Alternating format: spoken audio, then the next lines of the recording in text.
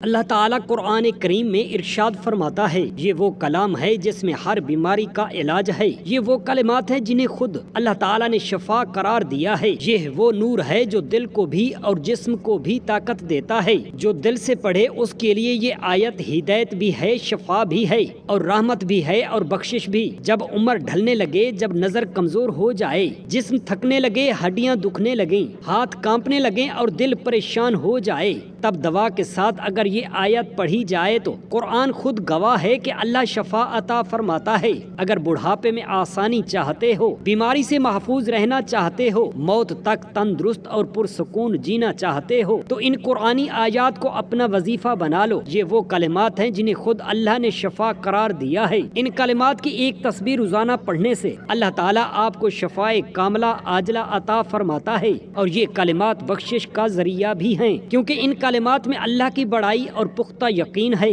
اور قرآن پاک میں اللہ تعالیٰ فرماتا ہے، جس نے قرآن کو سہارا بنایا اس کا سہارا میں بن جاتا ہوں۔ بسم اللہ الرحمن الرحیم۔ السلام علیکم ورحمۃ اللہ۔ محترم ناظرین، آپ صلی اللہ علیہ وسلم ہمیشہ تنہائی پسند کرتے اور غار ہرا میں جا کر عبادت کیا کرتے تھے اور اللہ تعالیٰ کی طرف دل لگا کر جھکتے تھے۔ حضرت خدیجہ رضی اللہ تعالی عنہا قریش کی ایک باوقار اور مالدار خاتون تھیں۔ وہ اپنے تجارتی مال کو دوسروں کے ذریعے شام بھیجا کرتی تھیں تاکہ وہاں فروخت کر کے منافع حاصل کریں۔ انہیں کسی ایسے شخص کی تلاش تھی جو دیانت دار ہو، امانت دار ہو اور سچائی کے ساتھ ان کا مال فروخت کر سکے۔ ان کے دل میں یہ بات آئی کہ وہ محمد صلی اللہ علیہ وسلم کو اپنا مال دے کر تجارت پر بھیجیں، کیونکہ وہ آپ کی سچائی اور حسن کردار سے پہلے ہی متاثر تھیں۔ انہوں نے اپنے غلام میسرہ کو ساتھ بھیجا اور نبی کریم صلی اللہ علیہ وسلم نے ان کا مال لے کر شام کا سفر کیا۔ دوران سفر میسرہ نے نبی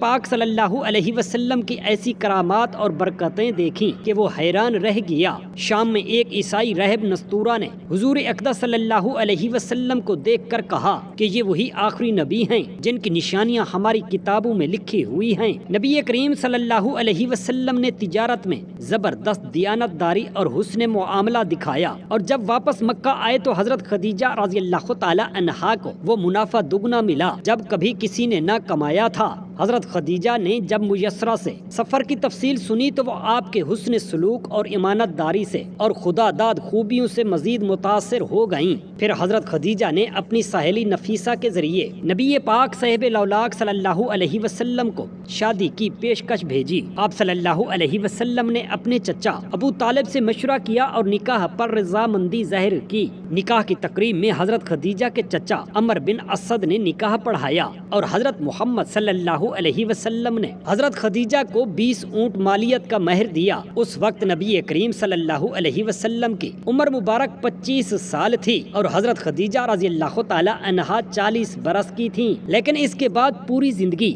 آپ صلی اللہ علیہ وسلم نے دوسری شادی نہ کی اور حضرت خدیجہ کا بے مثال وفا سے ساتھ نبھایا۔ پھر جب نبی کریم صلی اللہ علیہ وسلم پر تنہائی کا شوق غالب ہوا تو آپ غار ہرا میں جا کر کئی راتیں عبادت میں گزارتے اور اللہ تعالیٰ سے راز و نیاز کرتے، یہاں تک کہ ایک دن اچانک حضرت جبرائیل علیہ السلام پہلی وحی لے کر نازل ہوئے اور فرمایا اقرأ۔ نبی کریم صلی اللہ علیہ وسلم نے فرمایا میں پڑھنے والا نہیں ہوں۔ حضرت جبرائیل امین علیہ السلام نے آپ کو 3 مرتبہ زور سے دبایا اور پھر پہلی 5 آیات نازل کی۔ اقرأ بسم ربک الذی خلق، خلق الانسان من علق، اقرأ وربک الاکرم الذی علم بالقلم، علم الانسان ما لم یعلم۔ نبی کریم صلی اللہ علیہ وسلم گھبرا گئے اور کانپتے ہوئے گھر لوٹے۔ فرمایا یعنی مجھے چادر اڑھاؤ۔ حضرت خدیجہ نے آپ کو تسلی دی اور فرمایا اللہ آپ کو ہرگز رسوا نہ کرے، کیونکہ آپ صلہ رحمی کرتے ہیں،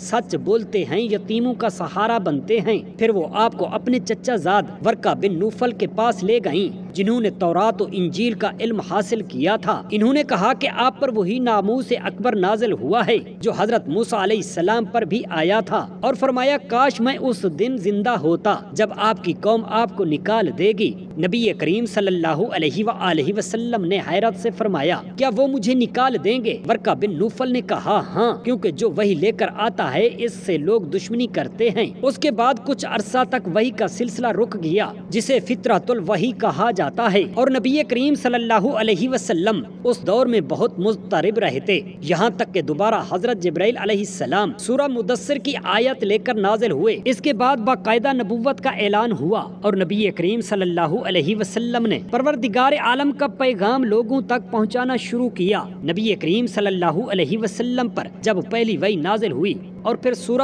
المدثر کے ذریعے آپ کو کھڑے ہونے اور انداز کرنے کا حکم دیا گیا، تو آپ نے سب سے پہلے اپنی دعوت خفیہ طور پر قریبی رشتہ داروں اور سچے دوستوں سے شروع کی۔ سب سے پہلے حضرت خدیجہ رضی اللہ تعالی عنہا ایمان لائیں، پھر حضرت علی رضی اللہ تعالی عنہ جو اس وقت بچے تھے، آپ صلی اللہ علیہ وسلم کے گھر میں ہی رہتے تھے، انہوں نے بھی کلمہ پڑھ لیا۔ حضرت زید بن حارثہ جو نبی پاک صلی اللہ علیہ وسلم کے غلام تھے، وہ بھی فوراً ایمان لائے۔ حضرت ابو بکر صدیق رضی اللہ تعالی عنہ جو آپ کے بچپن کے دوست اور دانا ترین لوگوں میں سے تھے، انہوں نے جب سنا کہ محمد صلی اللہ علیہ وسلم اللہ تعالیٰ کے نبی ہیں تو ایک لمحہ بھی تاخیر نہ کی اور فوراً ایمان لے آئے، اور پھر ان کے ذریعے عثمان بن عفان، عبد الرحمن بن عوف، سعد بن ابی وقاص اور طلحہ بن عبید اللہ جیسے عظیم صحابہ کرام اسلام میں داخل ہوئے۔ دعوت خفیہ 3 سال تک جاری رہی۔ اس دوران مسلمان چھپ چھپ کر نماز پڑھتے اور قرآن کریم سنتے، یہاں تک کہ اللہ تعالیٰ کا حکم نازل ہوا کہ اپنے قریبی رشتہ داروں کو اعلانیہ خبردار کرو۔ تب نبی پاک صاحب لولاک صلی اللہ علیہ وسلم نے صفا پہاڑی پر چڑھ کر قریش کو پکارا، ایک قریش کے لوگوں، اگر میں تمہیں کہوں کہ اس وادی کے پیچھے ایک لشکر ہے جو تم پر حملہ کرنے والا ہے تو کیا تم میری بات مانو گے؟ سب لوگوں نے کہا ہاں، ہم نے آپ کو ہمیشہ سچا پایا ہے۔ تب آپ صلی اللہ علیہ وسلم نے فرمایا، تو جان لو کہ میں تمہیں ایک بڑے عذاب سے ڈرانے آیا ہوں۔ اللہ ایک ہے، اس کے سوا کوئی معبود نہیں ہے۔ لوگ حیرت سے ایک دوسرے کو دیکھنے لگے۔ ابو لہب نے طنز کیا اور کہا، تیرا سارا دن اسی لیے ضائع کیا۔ تو اللہ تعالیٰ نے سورہ لہب نازل فرمائی، تبت یدا ابی لہب و تب۔ پھر آپ صلی اللہ علیہ وسلم نے دعوت کا دائرہ وسیع کیا اور لوگوں کو اسلام کی طرف بلانے لگے، مگر قریش سردار دشمن ہو گئے اور ظلم و ستم کا بازار گرم کر دیا۔ مسلمانوں کو ستایا گیا۔ حضرت بلال رضی اللہ تعالی عنہ کو گرم ریت پر لٹا کر ان کی پیٹھ پر پتھر رکھ دیے گئے اور وہ آہد آہد پکارتے رہے۔ حضرت خباب کو انگاروں پر لٹایا گیا اور ان کی پیٹھ کی چربی پگھل کر آگ کو بجھاتی رہی۔ حضرت سمیہ اور ان کے شوہر یاسر کو اتنا مارا گیا کہ سمیہ شہید ہو گئیں اور یاسر بھی راہ حق میں جان دے گئے۔